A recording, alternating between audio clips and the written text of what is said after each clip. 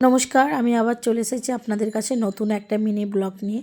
তো এটা হচ্ছে আগের ভিডিও করা ছিল, ভিডিওগুলো এডিট করে ছাড়া হয়নি, তো আজকে ভাবছি ভিডিওটা দিয়ে দিই।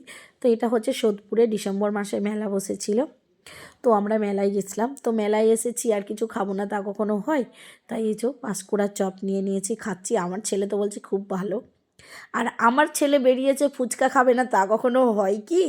যেখানেই বেরোয় আমার ছেলে ফুচকা খেতেই হবে। আমি বারণ করলাম, বাবু খাস না, টক জল ঠান্ডার মধ্যে। কথা শোনেই নি। আমার তো একটু ঠান্ডা লেগেছে, গলাটা বসে গেছে। তারপরে মেলার মধ্যে এসে আমার 30 টাকা চুনা লেগে গেছে। আমার হাজবেন্ড বলছে পারবে না খেলতে, পারবে না। আমার তো জেদ, আমি তো ছাড়বই না, আমি খেলবই। এখানে এসে একটা রিংও পরাতে পারিনি, 30 টাকা চুনা লেগে গেল।